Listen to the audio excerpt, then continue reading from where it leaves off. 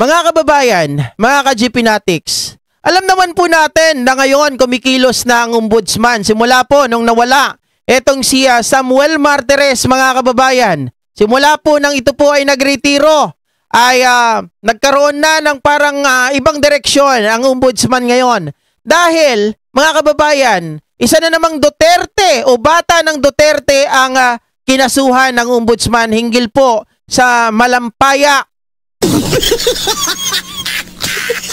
iskandal, mga kababayan, na kung saan ito pong si Amy Manotok, mga kababayan, nag-iiyak. Yari ka! Bakit umiiyak, mga kababayan? Ano ang kanyang sinasabi? Pero bago natin puntahan yan, ano ba talaga ang naging problema nitong si Alcusi, mga kababayan, na isang bata ni Digong Duterte? At syempre, para bigyan po tayo ng update hinggil sa bagay na yan, ay kunin na natin, mga ka-GP Natics, yung syempre, reaction ng isang kaibigan din nating vlogger na si Enzo Recto. Mga kababayan, ayan, isa na namang tao ni Duterte ang nakasuhan dahil sa katiwalian. Okay. Yan, mga kabunyog, ngayon lang po yung araw. Ha? Po ang balita, Ombudsman files graft case versus ex-energy chief Cusi over malampaya deal. O, ngayon lang po yan. Actually, matagal na dapat yan eh. Okay. Matagal na dapat yan. Ha? Pero sabi nga, huli man daw at magaling, okay na rin. Pero yan, minsan pa pinatunayan, ayan. Ano yan, mga kabunyog? Loyalista yan ni Duterte talaga, si Alfonso Cusi. Yan ang energy chief nung panahon ni Duterte. Okay. Si Alfonso Cusi. Mga kabunyog. Si Al Cusi. Yan yung chairman ng PDP ni Duterte. Hello, kabunyog Gianna Calonia. Ngayon, ano ang kaso niya? Bakit siya kinasuhan? Tungkol doon sa malampaya. Doon sa malampaya. Yung controversial na transaction kung saan ibinigay nila yung mga shares. Binigyan nila ng pabor diyan si Dennis Uy. Yung negosyanteng Filipino-Chinese na marami talaga mga kalokohan na nangyari nung panahon ni Digong Duterte, no, mga kababayan.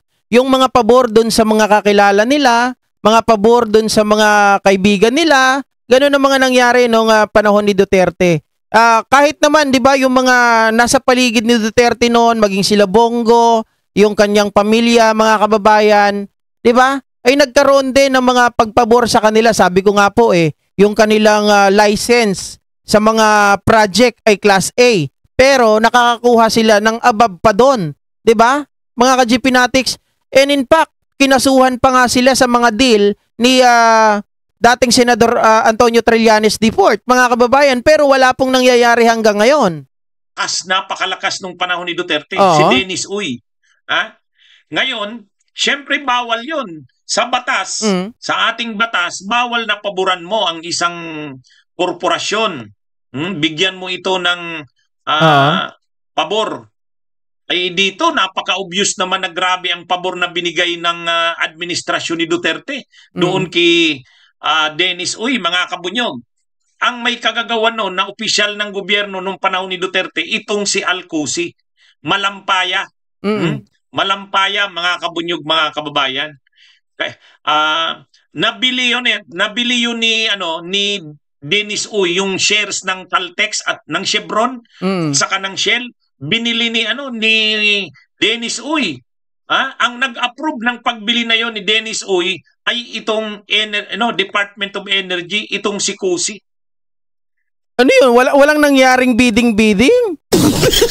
Mga kababayan, anong tiningnan ko to kanina ay lumalabas na talagang ito ay hindi nila open to the public. Parang talagang, mga kababayan, ay sinekreto ito. O, hindi nga open to the public So, ibig sabihin, sekreto. Kaya lang ang nangyari sa sekretohan na yan, mga kababayan, ibinigay nila yung pabor sa kaibigan nila kay Dennis Uy nga na sinasabi ni Enzo Recto. Mga kababayan, kumbaga, hindi nila binigyan ng pagkakataon yung ibang tao kung ito ba ay meron ding mga nagnanais na gustong makuha or mabili yung share po ng Shell at Chevron. Pabor na pabor kay Dennis Uy yung transaction na yun. hindi man lang inanunsyo na baka mayroon pang ibang interesadong bumili. Wala, talagang binigay. Binigay na ng pabor kay Dennis Uy. Ay si Dennis Uy, yan yung may-ari ng Dito. Yung Dito Telecommunications, pag-aari niya yan, ni Dennis Uy. Ano rin yan, napaborin din yan nung panahon ni Duterte. Kasi yung mga military camps, yung mga kampo ng militar, ang mga tower ng Dito. Guys, kaya natin tinatalakay ito sa una, bago yung kay Aimee, no? Para mabigyan lang tayo ng insight tingil po dun sa Malampaya. Ako man, mga kababayan, ay hindi ko naman po ito masyadong gamay. Ano? Kaya nga po, nanghiram tayo ng video nitong si Enzo Recto para may paliwanag natin ng maayos. Meron ako dito mga tiningnan hinggil po dun sa mga shares, kaya lang hindi ko masyadong makuha. Kaya binibigyan ko ng pagkakataon, ito na lang kay Enzo Recto. Ito ilinagay doon sa mga military sites. At ang kasusyo ni Dennis Uy diyan sa kanyang Dito Telecommunity ay mga Chinese, mga inchik. Kaya grabe, questionably talaga yung mga transaksyon ni Dennis Uy. Buti na lang ngayon, sa panahon ni PBBM, hindi na ganun ka ma-influensya at makapangyarihan yang si Dennis Uy. Pero panahon ni Duterte, namamayagpag yan si Dennis Uy. Kaliwat kanan ang pagbili ng mga ari-arian. Talaga ba? Merong sino yung nagsabi? Merong, Ma'am Jody Zay, sinabi ni Digong dati, na kaibigan niya, payayamanin niya. Naku po, mga kababayan, At saka meron silang, meron akong, hindi ko malilimutan talaga, na sabi, ang mga Chinese, pabayaan nyo yan, na magtrabaho dito sa Pilipinas. Tapos sabi naman ni Bato, yung mga illegal, di gawin nating legal. Parang ginawa ng paraan mga kababayan, para yung mga Chinese na yun ay makapanatili at makapag-business dito sa bansa sa pamamagitan ng gamit ng mga peke, ng mga peking dokumento, di ba? Maging yung mga dyan sa auxiliary. Paano nakapasok yung mga yon? Ilan yon? Mga kababayan, lagpas 30. Tapos yung huli nga, si Joseph C. Mga ka-GPnatics. Biruin nyo, ang taas ng kanyang ranggo na kung saan po, napaka-delicates po sa ating, di ba? Sa atin pong mga kababayan, napaka-delikado nun sa ating security. Sinasabi nga noon na yung mga nakukurakot daw ni Duterte, ini-invest kay Dennis Uy. Sabi. Wala na, hindi naman natin pero yun na nga. Ang pabor na binigay ng administrasyon ni Duterte kay Dennis Uy ay grabe, sobra. Ito yung isa doon. Ganito ang kwento ng Malampaya, mga kabunyog, mga kababayan. Kabunyog Cheryl Andres, Manny Recto, kay Bebmil, kay Nathan King. Grabe naman ito. Ang dami naman patalastas, sir. Talaga naman. Ito mga kabunyog, mga kababayan. Ang Malampaya, bahagi ng West Philippine Sea. Correct. Yan sa may Palawan. Okay? Doon yan sa may Palawan. Ngayon, ang ginawa niyan, mga kabunyog, mga kababayan, dahil yung ating West Philippine Sea, alam naman natin na mayaman yan sa langis. Mayaman yan sa oil. Okay. Ang West Philippine Sea, aside sa oil, mayroon diyang natural gas sa ilalim ng ating ng West Philippine Sea mismo. Mayaman yan sa natural gas. Kaya nga pinag-iinteresan ng China kasi mayaman yan sa natural gas. Ngayon, anong nangyari dyan sa West Philippine Sea? Yang bahagi na yan ng isang maliit lang yan na bahagi ng West Philippine Sea. Malapit pa nga yan sa atin kasi sa may Palawan lang yan. Dahil ang ating gobyerno kinukurakot ang pera, may pera naman sana tayo, kaya lang kinukurakot. Kita nyo naman dyan sa flood control. So anong ginawa? Ang ginawa, dinivelop ngayon yung area na yan, ang tawag Malampaya. Yung area na yon tinawag na Malampaya. Ang nag-develop, alam nyo kung sino? Oh, sino ang nag-develop ng area na yon? Maliit na area lang yon, na tinisting lang kung talagang mayaman sa natural gas. Shell at Chevron. Sa natural gas. Alam niyo kung sinong nag-develop nung maliit na area na yon sa West Philippines? Eh? Sige nga, sagutin niyo yung tanong ko, Kabunyog Pugi. Sino? Sino ang nag-develop? Kasi dapat sana tayo nang mag-develop eh. May pera naman ng gobyerno. Daming perang pinag-uusapan natin. Kaya wag tayong maniwala na hindi kasi natin kaya na, attorney, kasi wala tayong pera eh. Walang pera. May maraming pera, kita nyo naman. Pero sinong nag-develop ng natural gas niyan sa West Philippine Sea? Sinong nag-develop? Sige nga, tingnan ko kung si Kaka Tapado nandito na, si Jan Amores, si Rolando de la Cruz. Sinong nag-develop ng area? Sabi ni Jay Flores, Shell. Sabi ni Jeffrey Soriano, Shell. Tama po kayo. Yung isang area, dinevelop ng Shell.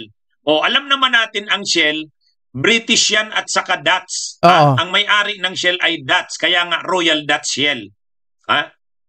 Ngayon, isang area naman, katabi lang, dinevelop naman ng ano. Ano naman ang nag-develop dun sa isang area? Chevron. Sige nga, mga kabunyog. Hindi po China, hindi Pugi, hindi China. Mga nakaraang panahon. Sinong nag-develop? Yung isang area, maganda itong nagkakaroon tayo ng interaction eh. Sino ang nag-develop dun sa isa pang area? Machika, British. Yung yung Shell ay British. Ang bahagi noon, yung mother company ng Caltex. Ano yung mother company ng Caltex? Hindi po Petron. Po kayo, Chevron. Chevron. Chevron po, Amerikano yan, Chevron. Okay? Chevron. Kaya ang nag-develop nung yan, tama si Pugi, Chevron. Ngayon, yung Chevron, saka yung Shell, dinevelop yun. Ngayon, alam nyo mga kabunyog ang nangyari? Ang laki ng kinita ng gobyerno. Ang laki ng kinita ng gobyerno. Tama Eden Martinez, tama Emans Moto Garage TV. Ang laki ng kinita. Ano ang pinapatunayan doon? Ang unang pinatunayan doon na mayaman nga talaga, hindi lang langis kundi natural gas ang ating West Philippine Sea. Okay. Sinampulan ng dayuhan. Yung Shell nag-develop ng isang porsyon, yung Chevron nag-develop ng isang porsyon. Maliit lang na porsyon, tinisting lang. Talagang grabe yung nakuhang natural gas. Alam nyo, yung sobrang pera dyan, ilang pera ang nakinita dyan ng gobyerno, napakalaking pera ang kinita ng gobyerno dyan. Alam nyo, anong nangyari? Nagkaroon na naman ng korupsyon. Diba? Okay. Naalala nyo yung Malampaya scam? Yung Malampaya scam nung panahon ni Gloria. Yung kita ng Malampaya, kinurakot na naman. Yan lang ang problema dyan, mga kabunyog. Yan lang ang problema dyan.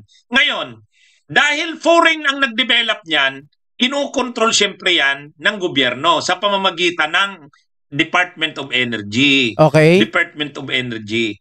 Pero maliit lang diyan ang kita ng maliit lang diyan ang share ng gobyerno.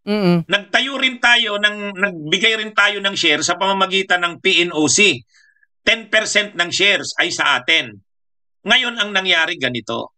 Dumating na sa punto na dahil maliit lang naman yung area na develop ng Shell, maliit na area din yung na-develop ng Chevron, gusto nilang mag-expand. Gusto nilang mag-expand sa ibang lugar. Ibig sabihin, dagdagan yung area covered nila kasi paubos na yung maliit na area. Sino na ngayon ang mag-a-approve niyan? Duterte. Okay. Duterte. Ang problema, hindi ina-approvean ni Duterte. Hindi ina-approvean. Panahon ni Cusi. Si Cusi ang Department of Energy Secretary noon. So ngayon, anong nangyari nang hindi ina-approvean ng administrasyon ni Duterte?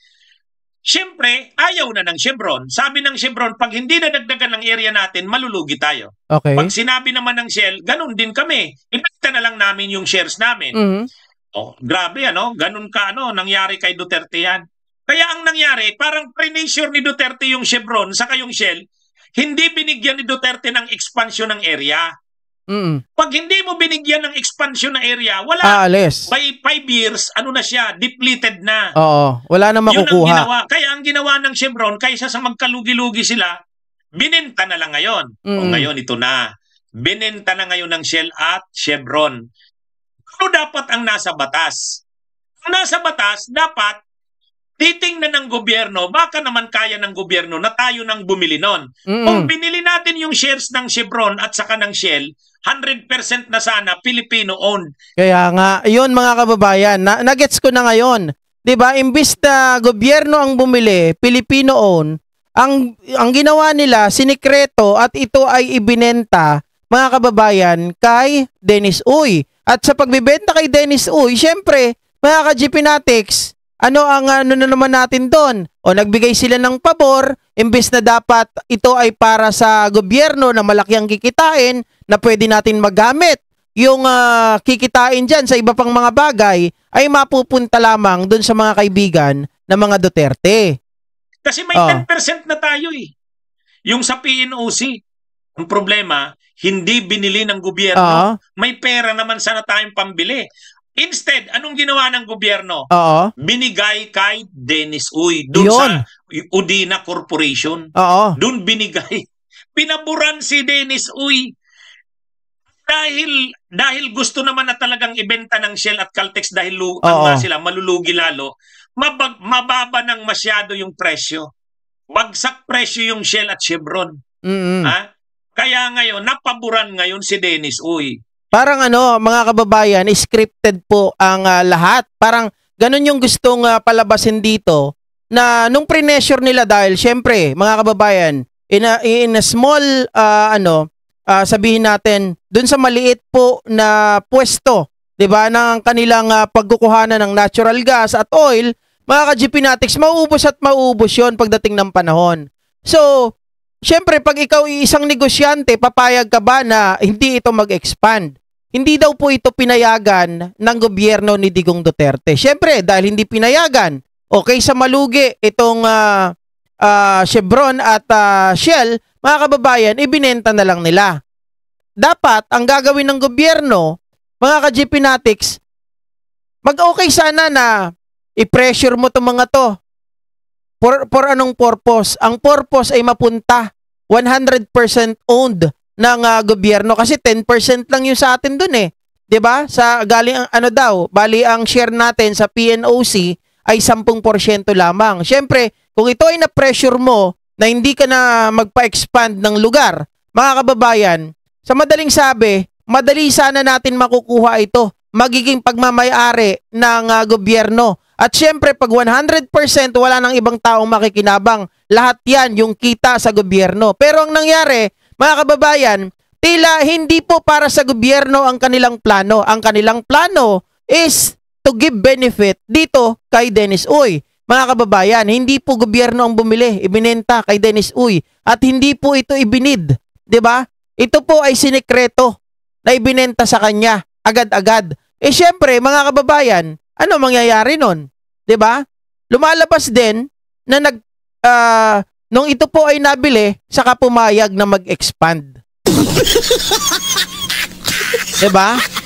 Saka pumayag na mag-expand. O syempre, sino ang kikita? Sino ang yayaman ng gusto? Syempre, si Dennis Uy. Ngayon, mga kababayan, dahil nga, syempre, yung ganitong klase ng kalakaran, imposible. Mga kababayan na hindi ito makita. Nasilip ito ng ombudsman. At dahil nga nasilip ng ombudsman, mga kababayan, kinasuhan po ng ombudsman file GRAP case versus ex-energy chief Cusi over Malampaya deal. Ngayon, mga kababayan, mga ka-GP Natics, ito naman po ang pahayag dito ni Aimee Manotoc. Ano ang kanyang pahayag, mga kababayan? Ito po ang naglalaman ng kanyang statement na kung saan, mga ka-GP Natics, ay tila nagbabanta pa ito sa ombudsman ngayon, mga kababayan, dahil po nga sa pagpapile ng case against dito kay Al-Cusi. Sabi rito, mga kababayan, mga ka-GP Natics, sabi dito, official na pahayag. Si Aimee talaga, hindi talaga nagpapaawat, Talagang lagi, mga kababayan, ukol sa pagsuhol umano kay OIC Ombudsman Vargas. Sinuhulan daw, mga kababayan. Saan kaya nanggaling? Daw. Pagsuhol umano. Hindi konkreto, walang ebidensya. may mga nagsabi sa akin, may mga nagsabi. Ibig sabihin, pag walang ebidensya mga kababayan, ito ay ano lang, chismis, marites. 'Di ba? Oh, sabi niya, may mga nagsabi sa akin na si OIC Ombudsman Dante Vargas ay pinipressure ngayon. Kasama dito ang malaking halaga ng suhol. Sinusubukan ang kanyang karangalan mula sa ilang makapangyarihang tao para lang ibasura ang isang kontrobersyal na kaso na aking inihain. Kapag nangyari yon, magbubukas daw ng daan para ma-appoint ang isa sa kanila. Parang ang binabanggit dito na ma-appoint mga kababayan ay si Remulla. 'Di ba? Kaya nananawagan ako kay OIC Ombudsman Vargas, please, huwag kang magpasakop, tinggin mo ang iyong konsensya. Panindigan mo ang sinumpaan mong tungkulin. Huwag mong hayaan na ang opisina na ginawa para lumaban sa korupsyon ay siya pang maging corrupted. Bigyan ng patas na pagkakataon ang lahat para lumabas ang katotohanan. Huwag mong ipagkanulo ang tiwala ng mga Pilipino dahil lang sa takot o pabor. Mga ka-GP Natics, talagang may pinatutungkulan dito si Aimee. Pero bakit tong si Samuel Martires ang nakaupo? Wala tayong marinig sa kanya. At higit sa lahat, sana ipakita rin ni OIC Ombudsman Vargas ang delikadesa. Huwag na ang bagong ombudsman ang magdesisyon sa kasong ito. Malapit na tayong magkaroon ng bago, kaya mas maganda kung dito pa lang makikita na natin kung paano niya gagampanan ang trabaho niya for the next 7 years. Bakit naman ay may pinipigilan mo ang OIC ng ombudsman na mag-file ng kaso laban kay Cusi dahil baka kampi ninyo? Mga kababayan, dahil ba kakampi ninyo?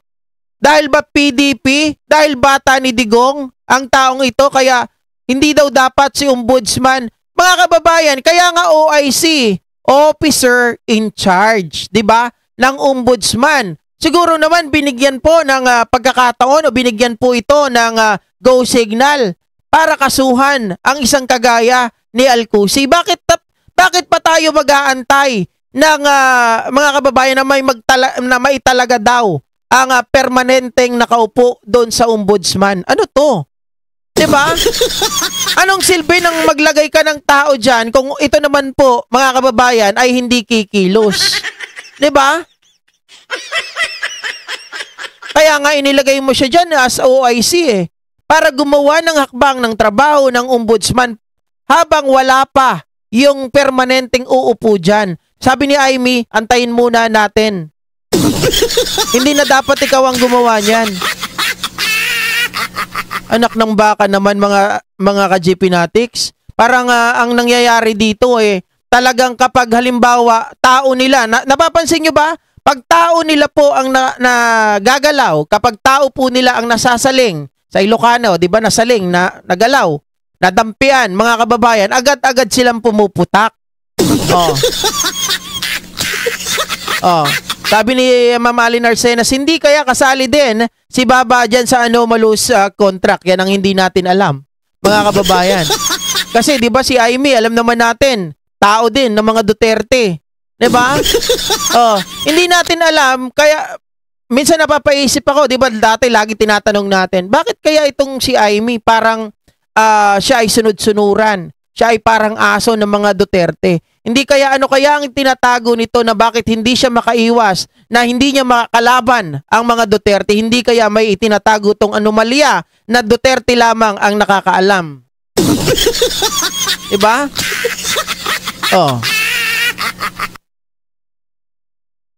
Hindi, ako yung gusto ko mailagay talaga dito yung karapat-dapat, 'di ba? Yung karapat-dapat na magiging patas. Dito, wag na natin pag-usapan muna yung uupo diyan, mga kababayan. Ang pag-usapan natin yung trabaho ni Ombudsman Vargas ngayon, na kung saan siya po ang nag-file ng kaso ng graft dito kay Alcusi. Na kung tutusin, mga kababayan, na hindi na natin kailangan patagalin. 'Di ba? Kung ito rin naman ang ilalabas ng susunod na ombudsman, bakit kailangan pang antayin yon? Alam natin na mayroong irregularidad, na mayroong pinaburan sa Malampaya deal na ito. Bakit kailangan nating i-delay? Bakit kapag ang mga tao ay kalaban ninyo, forthwith? Pero pag mga kakampi ninyo, i-delay natin. Yari ka! Diba? Napapansin nyo ba yon mga kababayan? Maraming mga tao, maraming mga politiko ang pumipigil kapag kakampi nila. Ang nadadawit. Pero kapag kalaban nila ang dawit, forthwith. Mga kababayan, sibak kaagad. Oh. Tama, Ma'am Alin Arsenas, marami. Grabe ang problema ng Pangulo dahil nasa paligid niya lahat. Diba? Yung mga problema, yung mga iniwan na problema ng nakaraang administrasyon. At mahirap pa makita kasi marami pa dyan mga nagtatago. Diba? Maraming nagtatago kung ito ba ay mga kakampi or hindi. Yung iba dyan, mga kababayan, sumisip-sip, pero ginagatasan lamang ang Pangulo. Diba? Ano yung ibig mo sabihin ginagatasan yung Pangulo? In a way, mga kababayan, na ibig kong sabihin, sila po ay kunwari kakampi. Pero kapag nakatalikod ang Pangulo, panay po ang gawa nila ng kabalbalan. Diba? Maraming iniwan ang nakaraang administrasyon. Sabi pa nga ni Digong, oh, yan ang regalo ko sa'yo. Pero yung mga iniwan na yan, mga bulok na kamatis. Okay? So, ayan, mga kababayan, hanggang dito na lamang po ang ating programa. At magkita-kita po tayo sa mga susunod pa po na mga live streaming at mga uploads natin. Maraming salamat po sa inyong lahat, mga ka-GP Natics. At alam ko po, nakakadismaya dahil eto na naman, umiepal na naman ang isang babalina dahil may kakampi sila na nasa bingit ng pag-iimbestiga, mga kababayan, na alam naman natin, di ba? Kaya natin ipinahayag or kaya po natin ipinadinig itong vlog ni Insurrecto ay para mabigyan po tayo ng konting insight sa mga pangyayari na doon pa lang, mga kababayan, ay mayroong irregularidad na talagang nangyari at may pinaburan at mayroong yumaman.